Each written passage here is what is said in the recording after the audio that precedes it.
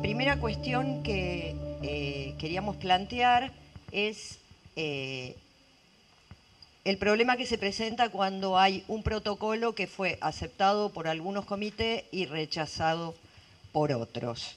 O cuáles son los problemas que se presentan en el momento en que un comité quiere rechazar un protocolo que ya ha sido aprobado. La doctora Roca podrá contestar a nivel de la ciudad cómo se maneja.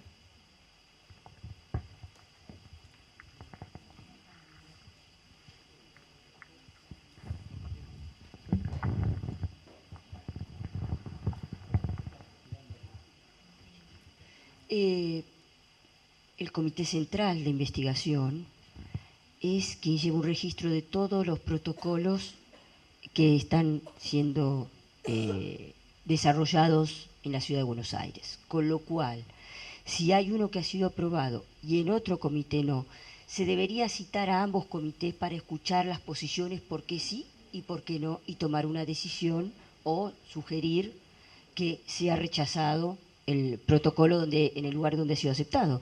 Porque nos ha ocurrido en el pasado, en el cual tuvimos un comité central, que había un protocolo que había sido aprobado en el Moyano y rechazado en el Borda. Entonces se empezó a hablar a ver qué pasaba con ese protocolo y creemos que no había sido suficientemente desmenuzado en el Borda. Y que en el Moyano, y que el Borda tenía razón y tenía suficiente peso las razones de fondo para que el protocolo sea rechazado.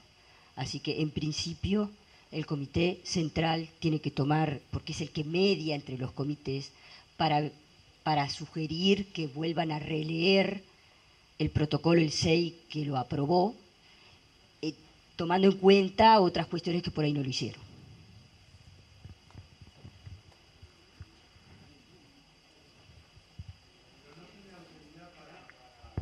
El tema es cuando...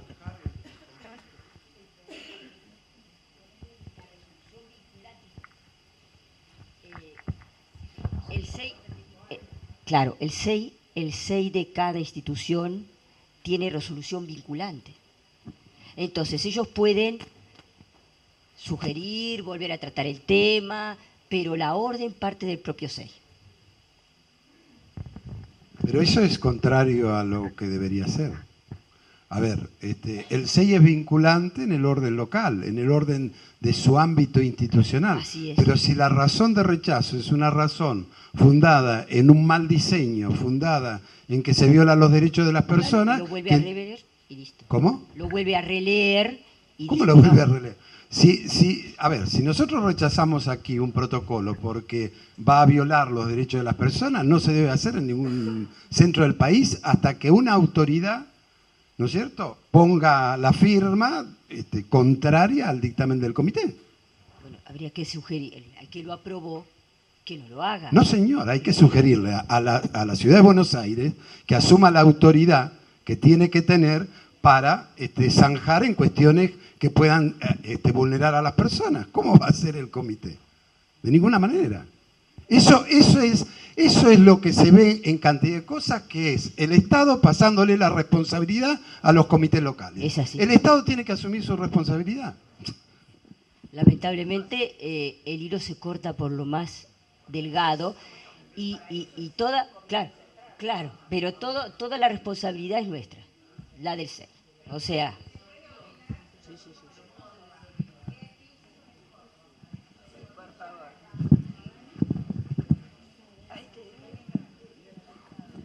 Nosotros somos de Córdoba, mi nombre es Hermelinda Bungur, la doctora Ana Lidwig. Somos integrantes de un comité de ética en la investigación en la salud del polo hospitalario. Allí son 5 hospitales de los cuales evaluamos nosotros los protocolos. Y nosotros somos institucionales, comité institucional, pero también en Córdoba están los comités privados. Por ejemplo, el hospital privado, por ejemplo, otros hospitales o sanatorios. En el caso nuestro, nosotros rechazamos un protocolo y en un privado fue aceptado el protocolo. Entonces, quien decide es se hace una reunión y se analiza. Nosotros tenemos el COE, que es quien controla a los CIEs, ¿no es cierto? Entonces, se hace una reunión para ver cuál es la causa por la cual nosotros hemos rechazado un protocolo, cuál es la causa por la cual usted lo aprobó. Definitivamente, la causa, no sé si vale la pena decirlo, pero sí, era de que en el caso nuestro no le proveían de la medicación una vez finalizado el protocolo, que es lo que exigimos. Allá en el privado sí le proveían de la medicación. Y la otra causa no me acuerdo. Ana, ¿vos te acordás? Bueno, había dos causas. Finalmente se analizó de que por qué nosotros lo habíamos rechazado, por qué ellos lo aprobaron.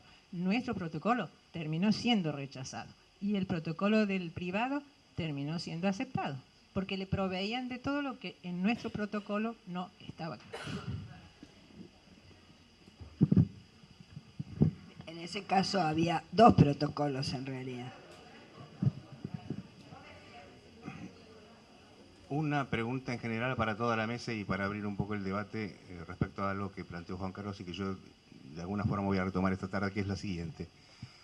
Cuando esos protocolos, que son en general aprobados por comités de ética porteños con fines de lucro, son aprobados luego con fines registrales por la ANMAT y pasan a ser implementados en todo el país, y nosotros los rechazamos desde una provincia, no tenemos ninguna instancia para evitar que esa autorización que ha recibido el protocolo de parte de la ANMAT siga vigente. Y esto creo que es un problema grave. Me interesaría saber la opinión de los demás. Yo preguntaría quizá cómo lo resuelven, por ejemplo, en Santa Fe.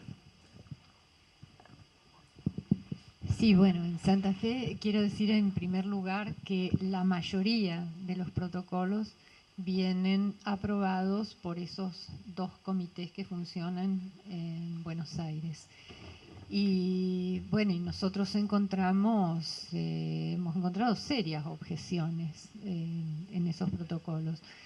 Y claro, la forma es que hemos comunicado, hemos hablado con ANMAT, pero no se ha resuelto. Nosotros hemos comunicado el rechazo del protocolo y lo que pensamos es que si no se lleva a cabo en Santa Fe, esto ameritaría, si uno avisa que no se lleva a cabo y las razones por las que no se lleva a cabo, ameritaría por parte de las autoridades nacionales una revisión para ver qué está pasando en las otras provincias. Nosotros no tenemos la posibilidad, obviamente no lo podemos prohibir en otras provincias, lo prohibimos en el territorio de la nuestra de acuerdo a lo que estamos autorizados a hacer, pero en las demás entendemos que más que pasarnos la información, que trabajar con una especie de red informal y demás, si ya está aprobado, ya está aprobado. En la provincia de Buenos Aires esto todavía está más restringido, porque lo único que llega al Comité de Ética Central con posibilidad de tener algunas resoluciones son esas 3 categorías que yo señalé. Todo lo demás no llega como parte de resolución. Por lo tanto, no hay o sea, el control de los protocolos, el registro de los protocolos se hace a través de la comisión, no se hace a través del Comité de Ética Central. La única participación que tiene el Comité de Ética Central es en esas categorías que yo puse, que son las de menores, discapacitados, en general lo digo, tiene otras subcategorías, y de drogas oncológicas y de uso muy extraño. Estas drogas es las únicas que se hacen. Por lo tanto, en eso también se ha comunicado, pero también ahí queda a expensas de la ANMAT. Estamos otra vez en el mismo espacio. Lo que a mí me parece es que en gran medida, lo que yo lo digo para donde me toca trabajar, cada uno podrá interpretarlo para otro lado, se trabaja permanentemente en la gestión de lo vigente y se hace poca crítica de la validez. Es decir, todo el tiempo estas formas de organizar trabajan sobre la vigencia. Esto está vigente, entonces veo si se acomoda a la ley, si no se acomoda, si tiene una palabra más o si tiene una palabra menos. Pero validar esto después como para progresar hacia un control específico a niveles superiores no se está haciendo. No, el Chaco estaba por allá. El Chaco ya no está, es Uruguay.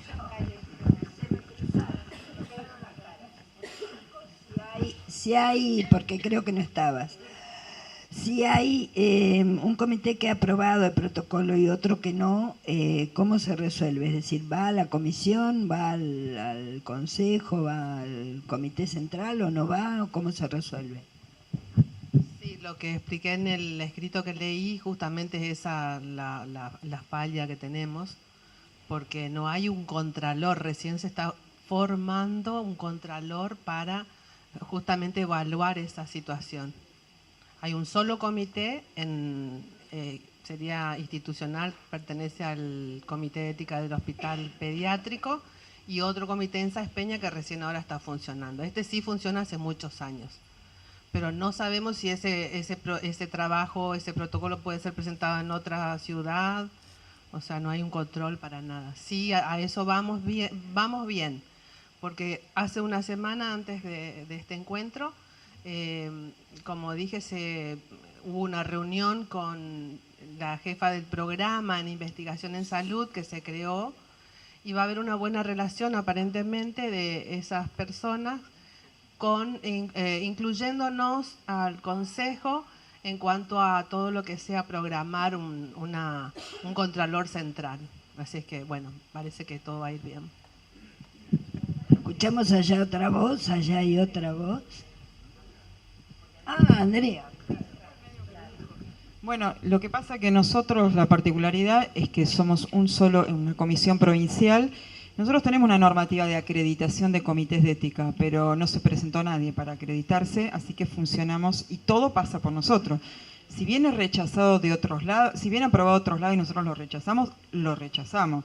Y informamos a la autoridad central, pero bueno, nos pasa lo que le expliqué, que no, pedimos que intervengan, y lo último que nos pidieron es, bueno, informen ustedes, comuníquense ustedes.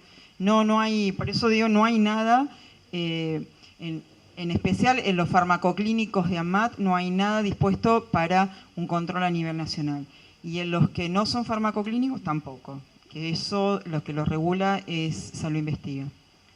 O sea, no hay regulación, hay una comisión nacional que los registra, pero no tienen regulación. También tuvimos algún problema con unos que no eran, que era un ensayo clínico, los clusters, los que son en conglomerados, sobre una intervención en población que se hacía en Neuquén y en otras provincias, de instituciones de acá de Cava, y que estaban autorizadas por su institución central,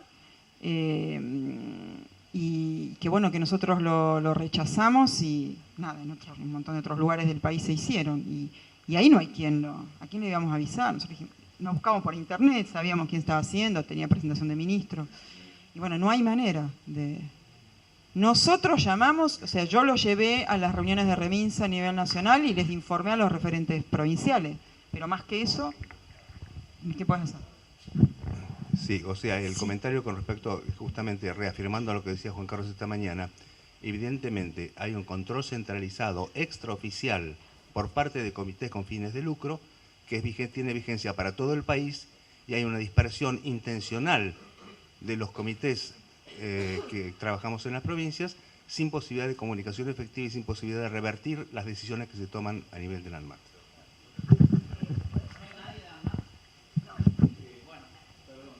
A mí me gustaría comentar la experiencia que tuvimos nosotros con ANMAT. Yo formo parte del COPAIS en la provincia de Mendoza, y en unos encuentros que tuvimos el año pasado en ANMAT Federal nos presentaron una plataforma que estaba en estudio en ANMAT para el proceso de despapelización de la presentación y evaluación de protocolos, que teóricamente, como la mostraron y estaba siendo diseñada, íbamos a poder tener información online y en simultáneo todos los comités que evaluáramos sobre un mismo protocolo, de manera tal de que todos íbamos a poder tener la mirada que cada uno de los comités iba haciendo en cada una de las provincias donde el protocolo estaba siendo evaluado o se había presentado para evaluación. A la fecha eso no está funcionando y Mendoza no ha participado aún, pero nos presentaron esa plataforma y parecía interesante como una forma de resolver, aunque fuera desde la conectividad de todos los comités, la posibilidad de rever cada una de las miradas de todos los que habían mirado los distintos protocolos que habían sido puestos a consideración de ANMAT. Sí, es un gusto siempre compartir con vos.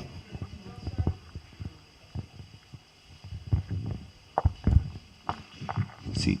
No, lo único que quería aclarar es, mi nombre es Daniel Vázquez, yo soy vicepresidente de una cámara que nuclea empresas que hacen investigación clínica en el país, que se llama CAOIC. La verdad nos pareció muy interesante el debate. Lo único que quería aclarar que hace unos años esta parte ANMAT no está aceptando más, salvo que el comité de institución así lo declare en una nota, la aprobación de estos comités independientes, privados, que funcionan en Buenos Aires. Y lo que espera ANMAT para aprobar a la participación de cada centro es la aprobación del comité institucional, ¿verdad? Y aparte, en adición a eso, lo que espera también es una nota de la autoridad provincial. Por lo tanto, digamos, si no ocurren esas dos condiciones, ANMAT no autoriza la participación de un centro, independientemente de donde esté localizado.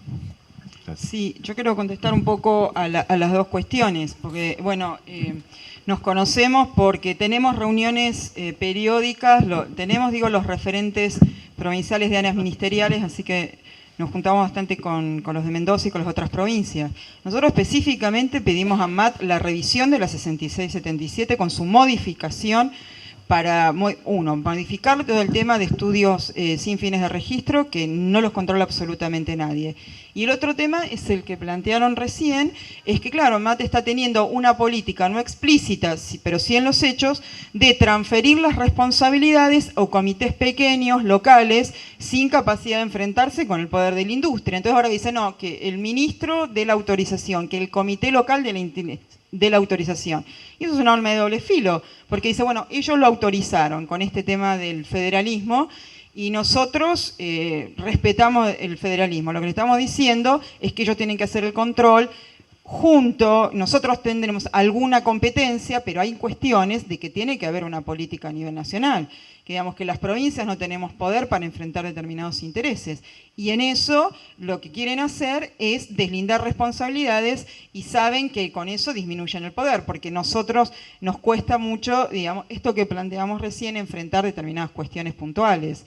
Y entonces, al dividir reinarás. Lo que quieren hacer es dividir las responsabilidades provinciales y no asumir una responsabilidad a nivel nacional.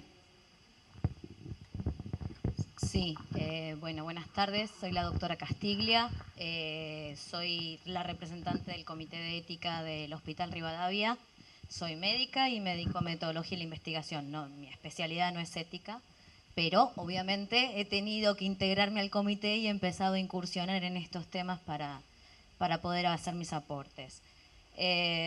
De alguna manera creo que lo que más me llamó la atención o lo que más me pareció interesante de lo que mencionó el doctor Zelay, creo que es el apellido, es el tema de que aumenta la complejidad de los estudios y tenemos poca capacitación.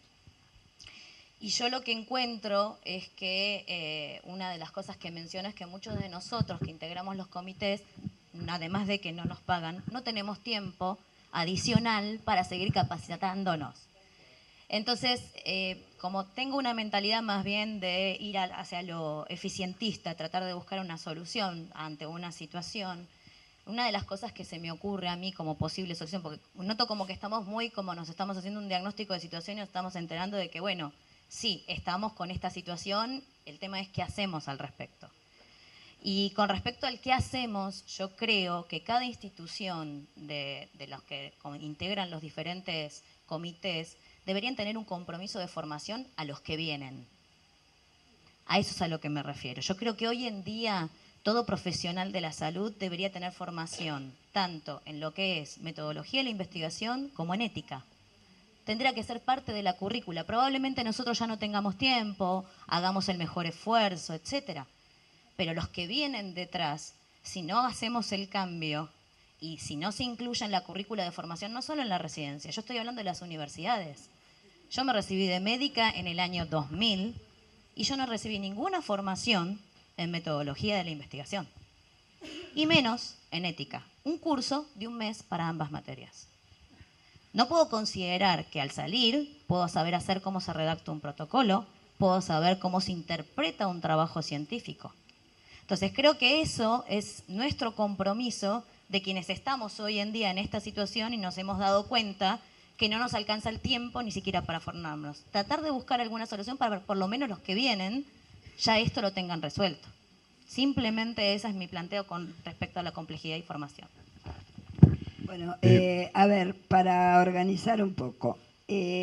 Aquí me parece que apareció otro problema, que a lo mejor podríamos tomar esta sugerencia para plantearla después cuando hagamos las conclusiones y saquemos el documento. Me parece que estábamos en el tema anterior que no había quedado como cerrado, porque de alguna manera lo que tenemos que tratar de lograr es plantear el problema y luego sacar alguna sugerencia de cómo resolverlo. Resolverlo a nivel institucional, ya sea a nivel de comités, ya sea a nivel institucional, comité central un poco más alto, o bien Ministerio de Salud o donde sea, ¿no es cierto? O sea, creo que lo anterior quedó como todavía planteado en dos ámbitos, me parece. En el ámbito del mismo comité que hacemos cuando estamos en un comité de investigación y encontramos con que este protocolo que hemos rechazado se está haciendo, se presenta a otro comité de investigación y otro los comités centrales. A ver, digamos, las responsabilidades son diferentes, tienen distinto nivel y las respuestas que podríamos dar a eso también serían diferentes. Entonces ahora, tomando este tema que no terminamos, digamos, no podemos dar por terminado, el doctor Tealdi, después acá y después vos. Muy brevemente, hubo un aporte, no sé, la persona que dijo que se había corregido este tema por parte de ANMAT de la autorización por estos comités llamados independientes. Esto no es así. En el 2010 hicieron un intento que llevó a la modificación del nombre comité independiente que tenía el viejo comité, doctor Barclay y demás, pero siguen apareciendo. Yo di dos ejemplos. Una aprobación, digamos, que esto está en la base de datos de ANMAT, o sea, no lo digo yo. Ustedes abren la base de datos de ANMAT y ¿qué se encuentran? Encuentran que fueron aprobados en noviembre del 2013 y en enero del 2014, o sea, hace nada, para 2 estudios a ser realizados en el Hospital de Niños Dr. Orlando Alasia de Santa Fe. Eso está en la base de datos de ANMAT y fueron aprobados por el Comité Independiente de Ética para Ensayos en Farmacología Clínica de la Ciudad de Buenos Aires, FEFIM, doctor Sier. Esto es así. Esto lo dice ANMAT, o sea, no lo digo yo. Él lo está poniendo en evidencia ANMAT de que él dice en el rubro Comité Institucional que aprobó el estudio para el centro, es escrito en la ficha de ANMAT.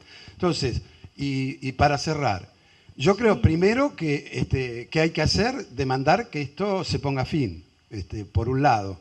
Por otro lado, los comités creo que tenemos que, cuando nos llega algún protocolo que a todas luces requiere la intervención de una autoridad nacional previamente, exigirlo. Es decir, no revisar hasta que no lo exige.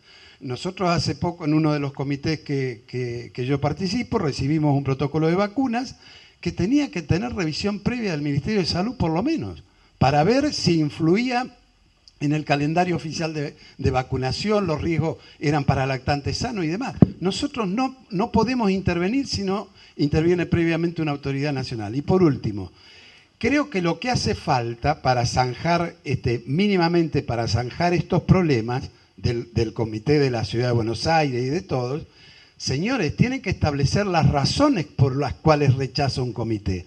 ¿Cómo pueden poner a 2 comités a que revisen las razones si le está diciendo que ese comité está mal diseñado, no se debe hacer en ningún lugar del país, que ponen en riesgo a las personas? ¿Qué voy a revisar? Yo emití un dictamen. Si hacen este protocolo, viola los derechos de las personas. Señor, ¿quién tiene que intervenir? ¿Quién protege los derechos humanos de las personas y tal? ¿Quién es el responsable? El Estado. El Estado nacional en último término y los estados provinciales. Ciudad de Buenos Aires, provincia, Ciudad Autónoma de Buenos Aires, provincia de Neuquén, todas las provincias.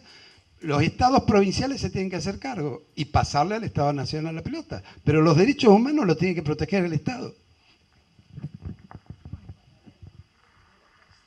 Sí,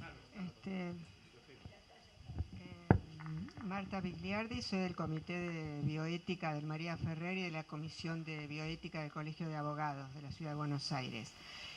Hace años que circula la idea, y yo sostengo fuertemente esto, de que ya que tenemos Internet y que hay tanta difusión en las redes, la publicación de los resultados tiene que estar en la red. Y tiene que estar refrentada y explicitada por los organismos oficiales, y si un protocolo no fue aceptado, tiene que estar visiblemente accesible para todo el país, si está o no y por qué, y que todos tengamos acceso a eso. Porque eso es importantísimo, porque si no pasa lo que se decía que pasaba en el Río Negro, y que lo hemos visto todos eso, de que no se hace en un lado y se hace en otro. Eso no debemos permitirlo más, eso. Hay que hacerlo fuertemente. Teniendo la red no podemos dejar. Reclamamos entonces a las autoridades, pero también nosotros esa red que se ha hecho de verdad, la práctica de comités, como por ejemplo Biosur o la red que se hace de hecho, tiene que fortalecerse. Todos tenemos que fortalecer eso y participar en eso activamente. Eso, utilicemos la red. Eso quería decir. Bien, esa podría ser una... Uy, perdón, te estoy enganchando. Una propuesta. Aquí tenemos. Gracias. Buenas tardes, soy abogada. Mi nombre es Cristina Dilernia y pertenezco al Comité de Ética del Hospital Privado de Comunidad y al Consejo Institucional de Revisión de Estudios de Investigación del mismo hospital de Mar del Plata. Respecto de lo que dijo la doctora Macías y también la doctora Brusino, la doctora Macías en su último planteo habló de la necesidad de una modificación de la 6677. Nosotros hemos tenido en Mar del Plata la misma experiencia que ustedes, rechazar un protocolo, informarlo en provincia, informarlo a ANMAT y no tener respuesta. Lo que yo creo y presento como aporte es respecto de la modificación de la 6677 en algunos puntos, que dentro de los requisitos que se solicita a la industria farmacéutica o a cualquier tipo de protocolo que necesite su autorización, debería figurar la cantidad y especificación de los centros asistenciales, de los comités de ética, hayan sido aceptados o rechazados los protocolos. Porque si no, recibe ANMAT protocolos únicamente aprobados por comité de ética, pero tendría que figurar como requisito que también tienen que informar a aquellos comités que no lo aceptaron y por qué, con qué fundamento. Y ellos evaluar entonces por qué lo aceptaron unos y por qué no otros. Para mí es un vacío legal que es absolutamente, va contra la dignidad de los participantes de los protocolos.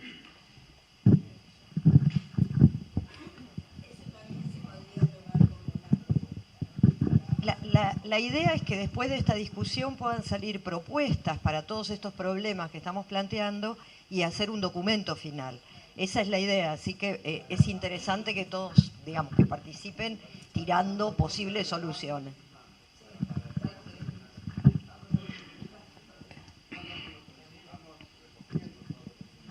Sí, no, un poco yo quería comentar algo que dijo la doctora metodóloga, que si bien es cierto que es un grave problema de las facultades que tienen títulos de grado de ciencias de la salud, esta formación en metodología de la investigación no existe la formación en bioética, pero me parece que el problema es como acuciante y me parece que la gran falencia en realidad es admitir a un comité de investigación sin prerequisitos. Por lo menos en Córdoba la designación de los miembros del comité es absolutamente política. El director propone nombres, amigos, no amigos, conveniencias personales, y esto es elevado al ministerio y el ministerio aprueba. Yo tengo una experiencia personal, fui designada porque soy investigadora de la universidad, no tengo nada que ver con la industria farmacéutica,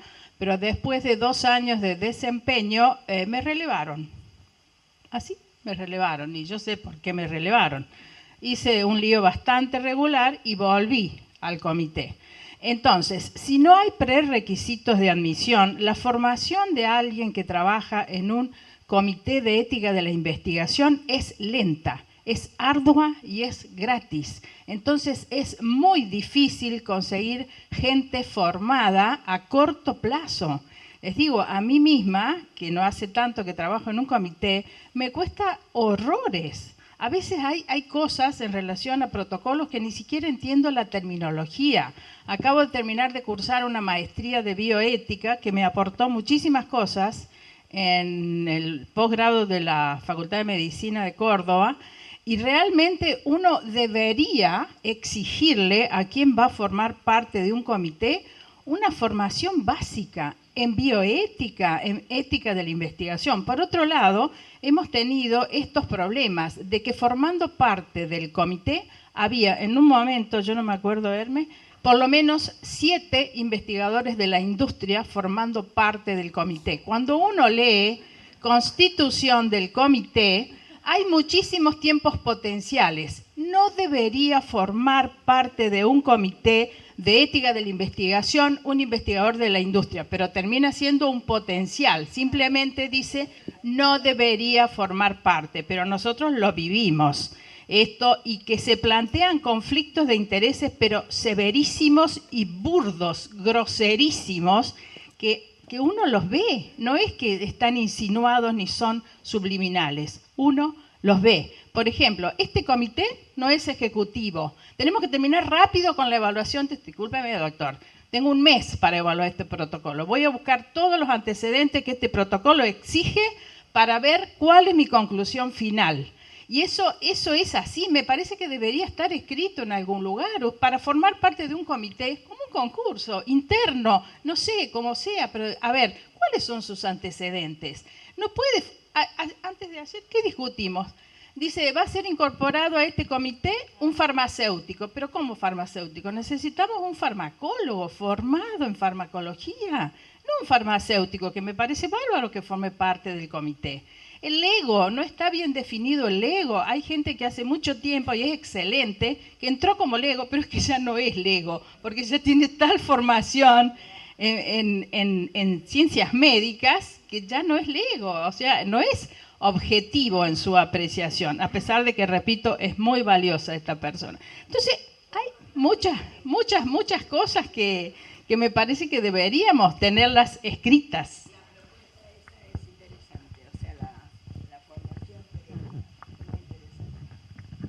Totalmente de acuerdo con el tema de la formación, eso de por sí.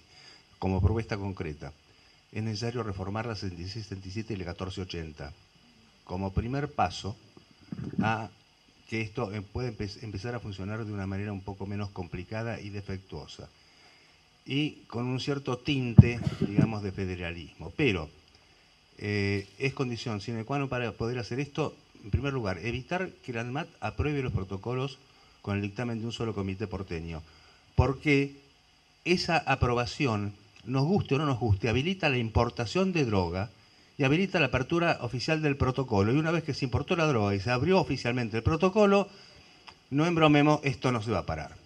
Entonces, no se pueden importar drogas de esa forma. Entonces, todos los protocolos multicéntricos nacionales tienen que ser evaluados en forma central, en primera instancia, por la ANMAT, que no tiene un comité de ética en investigación y que debería tenerlo. O sea, resulta evidente que hay modificaciones que se pueden hacer en una primera instancia antes de llegar a la modificación de fondo y estructural, que es que necesitamos claramente una ley que regule la investigación con seres humanos.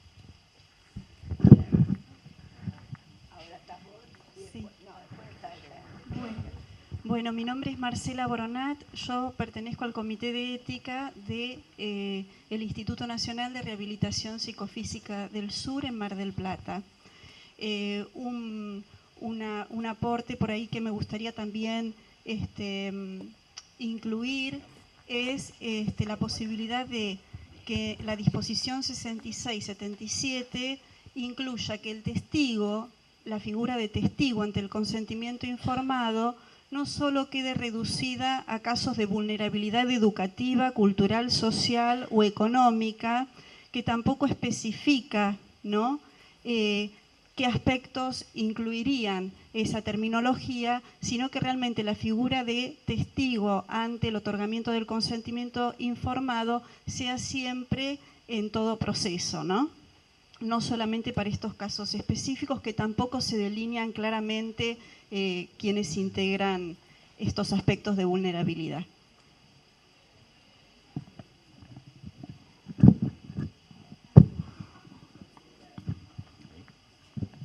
Buenos días. Yo trabajo para una organización de investigación por contrato. No soy médico, soy doctor en biología de la Universidad de Buenos Aires. Voy de vuelta. Trabajo para una organización de investigación por contrato. Les decía que no soy médico, soy doctor en biología de la UBA. Respecto de los disímiles resultados de evaluaciones de los comités, que es algo que vemos, que pasa, se ha dicho, digamos, que cosas importantes como que la constitución del comité, llámese por influencias políticas o por la historia de vida de cada uno, pero somos grupos humanos y por ende cabe esperar que haya diferentes evaluaciones de un mismo protocolo. O sea, la variabilidad me parece que es razonable. Y por otro lado, que tal vez sería un poco lo que querría proponer, si se quiere, para uniformar un poco los criterios, es saber en qué ámbitos el comité de ética evalúa. Porque yo he tenido protocolos que un comité ha rechazado, por lo que yo entiendo es que no comprenden bien lo que es un estudio de no inferioridad, por ejemplo, o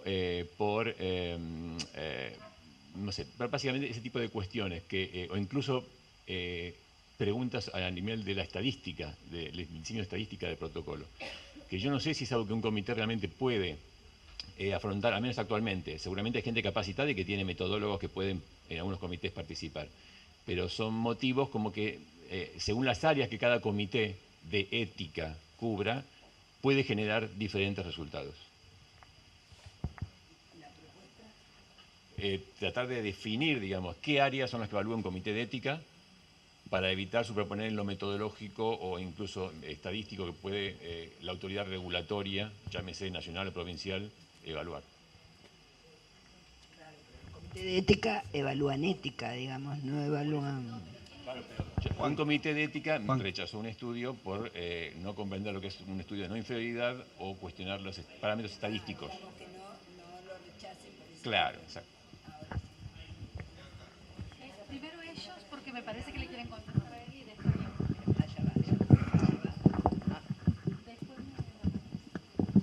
Gracias. Perdón, quisiera responder a esta intervención. A mí me parece que es muy importante la diversidad, indudablemente creo que no vamos a negar la diversidad. Me parece que lo que está en juego en la protección de las personas, que es lo que en realidad un comité de bioética debe evaluar, es precisamente cuáles son las mínimas condiciones en las que se puede llevar adelante una investigación. Es un piso y en ese sentido no podemos tener variaciones. Podemos tener variaciones contextuales, podemos tener una gran cantidad de variaciones, pero en someter a personas a riesgos innecesarios y aún esto evaluado por comités a donde sí es posible evaluar esa complejidad, a la que me parece que está bien, se le puede superponer o contraponer a la complejidad de los protocolos la complejidad de los problemas éticos. Que parece ser una cosa muy poco entendida en muchos ámbitos. Pareciera que la complejidad solo está del lado de los diseños de investigación y que no hay complejidad en las cuestiones éticas que tienen que ver con niveles de vulnerabilidad, con la posibilidad de que las personas puedan lograr entender a qué se exponen, a qué se someten. Y sobre todo, retomo algo que dijo Juan Carlos Tealdi que me parece muy importante, la falta total de ética acerca de dar vuelta a la información y solapar información que tiene que ser suministrada de forma absolutamente clara, de manera que la gente pueda saber cuáles son los riesgos que corre. Entonces, me parece que frente al compromiso de que sí, eso lo vengo escuchando desde hace muchísimo tiempo, es tan complicada la investigación que no hay personas capacitadas para entenderlo. Bueno, muy bien, tiene que haber personas capacitadas para entenderlo, pero de la misma manera y en el mismo grado y quizás en mayor grado, exijamos que haya personas capacitadas para entender la complejidad de los problemas éticos y sobre todo para admitir que los problemas éticos pueden ser tratados y que no es una cuestión de lo que a cada cual le parece, sino que tiene que haber unos mínimos que llamamos universales y que tienen que ser iguales para todos. Eso es justicia. Sí.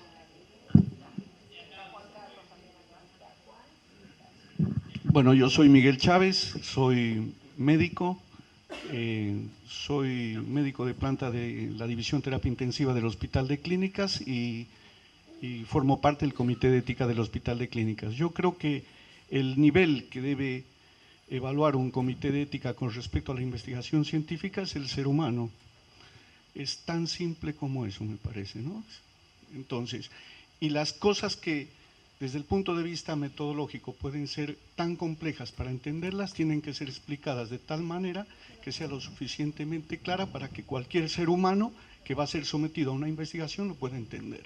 Es así de simple, o sea, y en eso no hay estadística que no se pueda explicar y no hay número que no se pueda acomodar de acuerdo a los intereses de las distintas partes que intervienen en el proceso de investigación. Así que no es tan complejo, es recontra sencillo.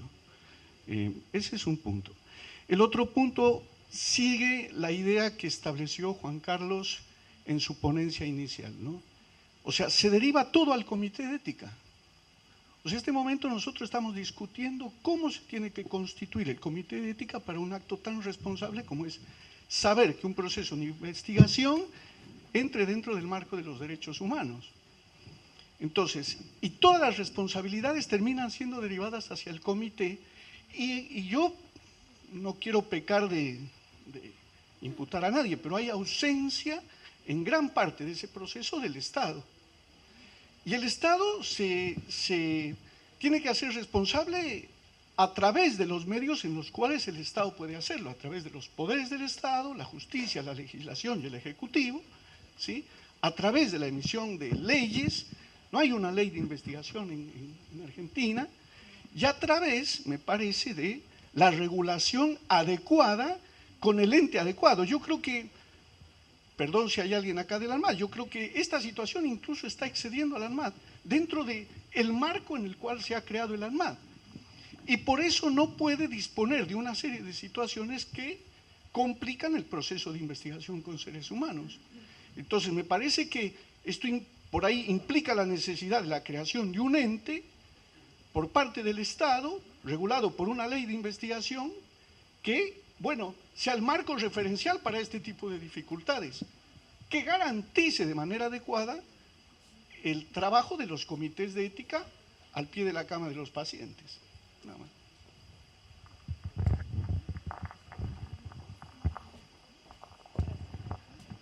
Bueno, lo mío es muy breve. Soy María Taboada, médica de familia de Santiago del Estero. Integro el comité de ética del Centro de Salud Infantil. Y bueno, he venido llena de expectativas al encuentro y estoy muy preocupada porque las cosas que escucho creo que casi todos hemos vivido ya en Santiago, desde el antecedente del famoso protocolo COMPAS, que ha llevado a que se forme un comité de ética por dedocracia con un decreto que funciona actualmente en el Ministerio de Salud de nuestra provincia, y nosotros que hemos iniciado como un comité hospitalario que nos ha acompañado desde un comienzo el doctor Tealdi, estamos en estos momentos, porque entre una de las funciones hemos puesto la función de investigación, evaluando los proyectos de residentes y médicos del CEPSI. Y nos ha tocado que de otras instituciones los traigan aquí. Incluso ha habido una situación muy especial que de Tucumán, que no le podían revisar porque necesitaba para allá que alguien le dé el papelito, algo administrativo, sin tener realmente la conciencia de lo que significa hacer una investigación en salud. Esto quería transmitir, y al señor aquí que decía que un integrante del comité no puede entender una frase de un protocolo. El protocolo no debe ser entendido solo por los integrantes del comité, lo debe entender la persona que va a ser investigada. Nada más.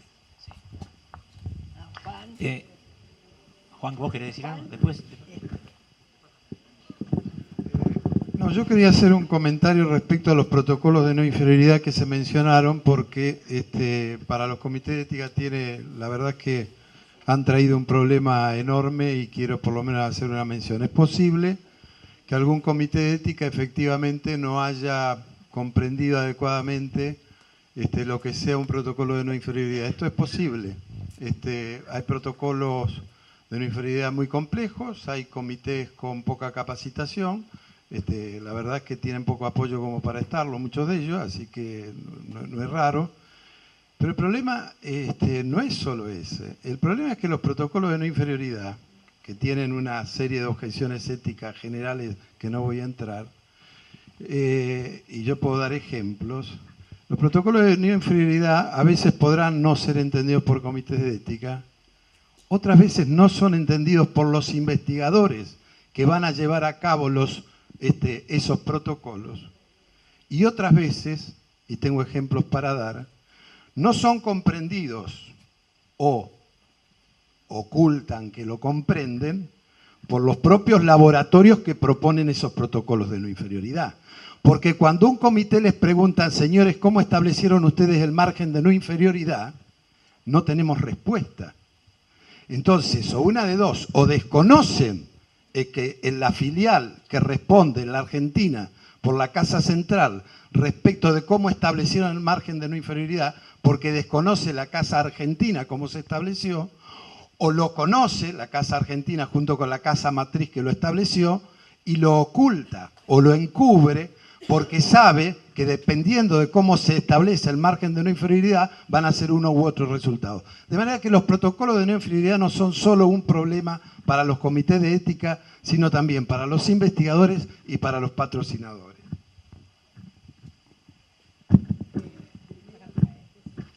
Mi nombre es Inés Aldanondo y trabajo en la Defensoría General de la Nación, soy abogada. Me parece que dos cosas que surgen reiteradamente es, uno, el trabajo que hacen los comités, que está directamente vinculado a proteger derechos humanos, y segundo, una suerte de regulación insuficiente o desordenada de toda esta situación de las investigaciones médicas y de los comités. Por eso yo brevemente, porque a la tarde voy a hablar y ya creo que voy a adelantar más o menos todo lo que digo, pero me parece que es fundamental como propuesta pedir una ley nacional que regule no solo las investigaciones médicas, sino cómo deben ser evaluadas esos proyectos de investigaciones médicas, es decir, que se regule específicamente cómo están formados esos comités, qué capacitación debe tener, qué independencia. Yo ya les voy, escúchenme igual a la tarde, pero yo en un momento pensaba un poco equiparar a veces al comité de bioética como con un juzgado, ¿no? Porque en definitiva el juzgado protege los derechos de la gente y el comité está un poco en ese rol. Entonces, de la misma manera que un juez pasa por un concurso y una serie de antecedentes y tiene que tener probada cierta objetividad e imparcialidad, creo que los miembros de un comité debieran pasar por la misma, por los mismos trámites, digo, pero no me sale otra palabra. Concretando, la propuesta es pedir que se haga una regulación, una ley nacional para investigaciones médicas y para la creación de consejos de ética, que además establezca cuál va a ser la vinculación de esas opiniones, y que esta ley nacional luego se le exija a cada provincia una adecuación por este tema del federalismo que nosotros tenemos, que le permite después a las provincias tener cierta autonomía. Pero cuando una ley nacional le pide a las provincias que adecúe su propia regulación, también esto genera una adhesión. Brevemente, y los veo a la tarde. Bien. Juan, Sí, allá y acá. tomar el tema que ya estamos tratando sobre este mismo tópico, que es el tema de la subrogación. Yo creo que pedir claramente que la subrogación no siga existiendo es el hecho fundamental en este momento. Es decir, si estamos diciendo que no se puede cargar a cada comité de la responsabilidad final, menos podemos permitir que se siga desarrollando investigación en los lugares donde no hay comité Una cosa es que no se deba sobrecargar un comité con responsabilidades, otras que ni siquiera exista en ese lugar. Porque además, lo que sí sabemos, y esto lo hemos visto todos, lo que pasa es que no lo puedo poner en números, pero todo lo hemos visto y lo sabemos, si sabemos de qué estamos hablando, hay determinados comités que empiezan a funcionar adentro de las instituciones como comité independiente, porque tienen una cierta facilidad para aprobar. En la provincia de Buenos Aires esto sucedió bastante tiempo y actualmente se ha intentado frenar un poco haciendo que la subrogación no pueda pasarse de zona sanitaria a zona sanitaria, pero lo mismo sigue existiendo. Y en cuanto a la ley, yo desde hace muchos años que venimos un grupo de gente discutiendo este tema de la ley, planteando. Yo creo que lo que tiene que quedar claro cuando se habla de una ley de investigación es una ley de protección de los sujetos que están en investigación y que regule todos los aspectos. No simple y sencillamente una ley de investigación que termine siendo una ley de promoción de la investigación. Tengamos mucho cuidado y promovamos claramente una ley que lo que tiene que hacer es responder a las necesidades de la protección de los sujetos que están siendo sometidos a la investigación. Sí, y además me parece que además de esto que decía la doctora respecto de la jerarquización de los comités o la conformación de los comités de ética, también hay que tener en cuenta la formación de los investigadores. O sea, también creo que van a tener que regular quién va a investigar en la República Argentina y cuál es el aval que tienen, porque estamos viendo que investiga cualquiera, que le ofrecen un trabajito para hacer adentro del hospital y hace unas horas extra adentro del hospital reclutando pacientes. Creemos que también tiene que haber una cantidad de antecedentes, así como decía el doctor respecto de la gente que hace ética, de los investigadores en cuanto a los antecedentes y la capacitación que tienen para ser tales.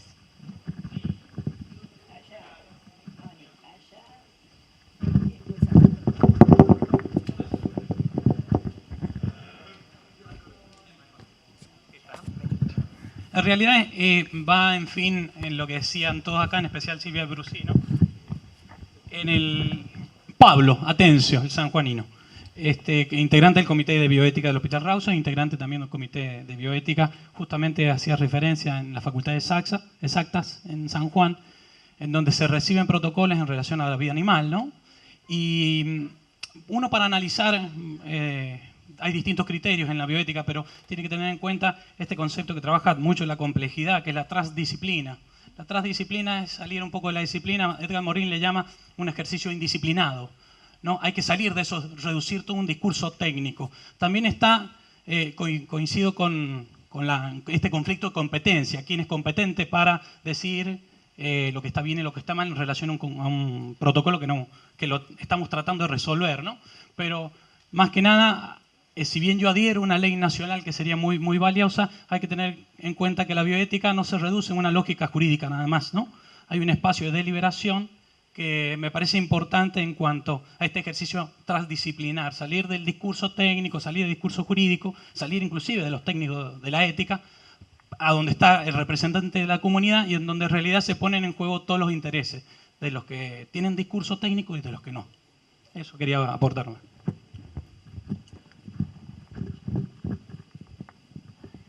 Yo quería hacer un comentario en relación a un protocolo que recién nombró la compañera de Santiago del Estero, que es el COMPAS. Ustedes saben que el COMPAS es el protocolo donde se evaluaba una vacuna, creo que era de Glaxo, de neumococo, en niños, en menores de 1 año. Saben que salió en todos los diarios y en todas las revistas este tema, pero lo que salió... como escándalo ético era el tema de consentimiento informado en poblaciones vulneradas. Hay una cuestión que yo creo que se ha tapado, nosotros la hemos llevado a instancias de nivel nacional, regulatorias, con un exitoso fracaso, y es que cuando ustedes ingresan al protocolo, por supuesto a los registros del Clinical Trials, esta vacuna era un estudio contra placebo, porque el control existía, obvio que está comprobado, y era una vergüenza que no estuviera en el Plan Nacional de Vacunación la vacuna contra el neumococo, y el control era contra el Calendario Nacional de Vacunación. Hasta donde yo estoy averiguando, vieron que abrieron el ciego por los juicios que hay a los médicos que intervinieron y están saliendo absueltos. ¿Por qué? Porque los chicos que murieron eran los que no recibieron la vacuna. O sea, la droga en estudio, la vacuna del neumococo. Murieron los chicos que no estaban vacunados para el neumococo, que era el grupo control. El grupo control recibió las vacunas, y esto no se dijo en ningún lado, del Plan Nacional de Vacunación. Sí se dijo en un lado, era una publicación del Bioethics, o la American Journal Bioethics, que salían, creo que era una publicación de unos yanquis, diciendo esto jamás se podría haber hecho en Estados Unidos porque era doble estándar. O sea, no se investiga contra el mejor medicamento existente, que era la vacuna del neumococo, que ya estaba aprobada su efectividad. O sea, fue un estudio contra placebo.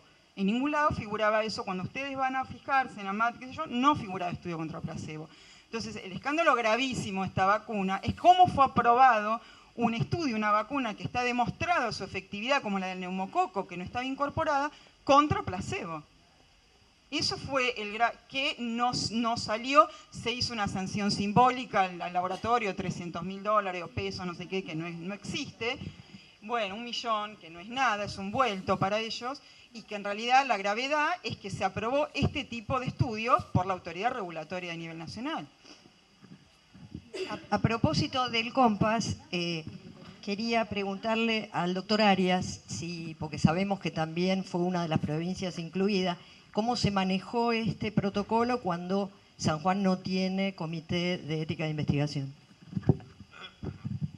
No le puedo contestar esa pregunta, doctora, porque, el grupo que conformamos ahora en el tema bioético con esta mirada o esta sensibilidad de la cual la mayoría participamos es nuevo.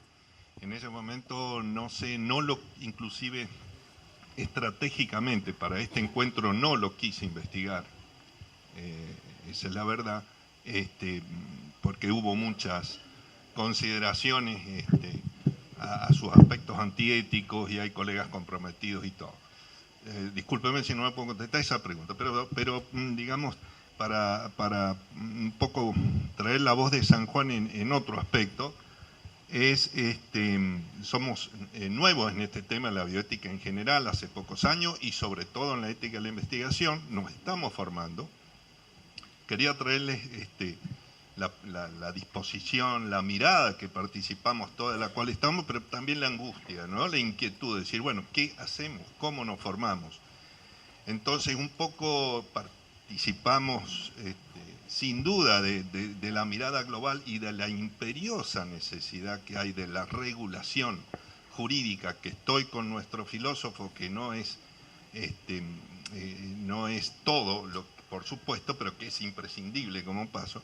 Y entonces un poco instar a los grupos líderes del país que nos lideren. Yo recelo de lo que viene de arriba para abajo, discúlpenme, creo que debe ser un movimiento nacional de los grupos que estamos y que están cotidianamente en la bioética, sobre todo de los líderes, provincia de Buenos Aires, Ciudad de Buenos Aires, Chaco, Neuquén, que están, bueno, no, perdón si me olvido de alguien, Santa Fe, por favor. Nosotros vamos atrás, pero los vamos a acompañar. Pero hagan ustedes el movimiento, los líderes históricos que están comandando. Así como en Latinoamérica lo están haciendo la UNESCO con sus programas. Es una solicitud así, porque, a ver, y con esto termino, en nuestra provincia tenemos un ministerio, no me avergüenza decirlo, no me avergüenza, lo he dicho por televisión, es un sádico perverso, el ministro, de manera que por más que hagamos lo que hagamos, si a él se le ocurre conformar un comité de acuerdo a su mirada, no vamos a lograr nada. Sin embargo, si hay un movimiento nacional al cual adscribirnos todos, creo que vamos a ser mucho más fuertes todos, ¿no? Quería decir eso.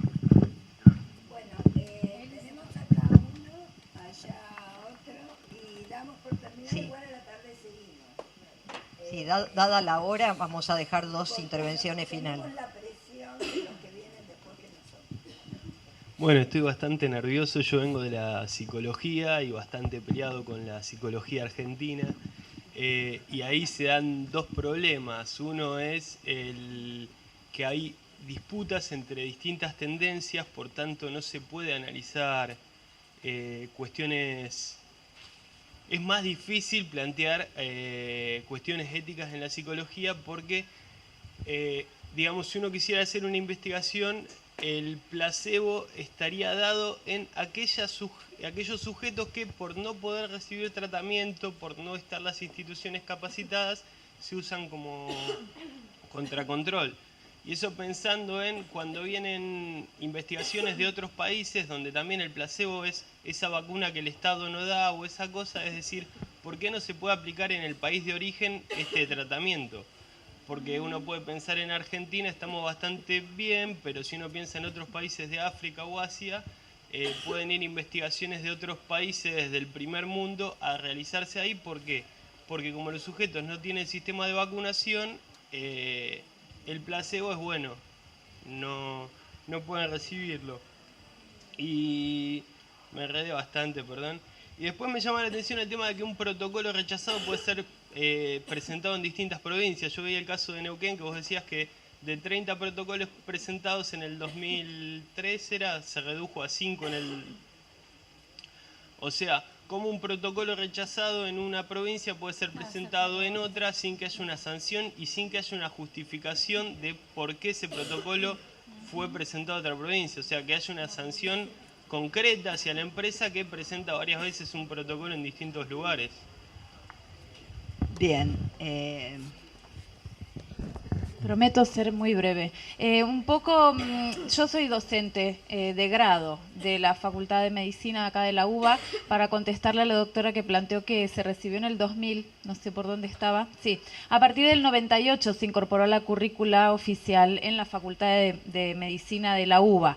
Estimo que en las otras facultades de medicina también hay bioética, y respecto a eso el planteo es que creo que es importante la capacitación de grado para formar profesionales de distintas disciplinas, no solamente en medicina.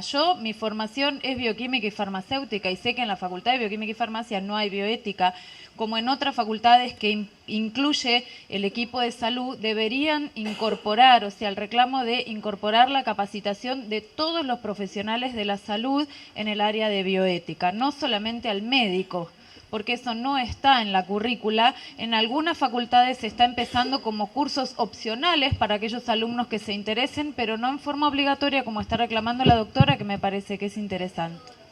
Y metodología de la investigación también. Bueno, damos por terminado.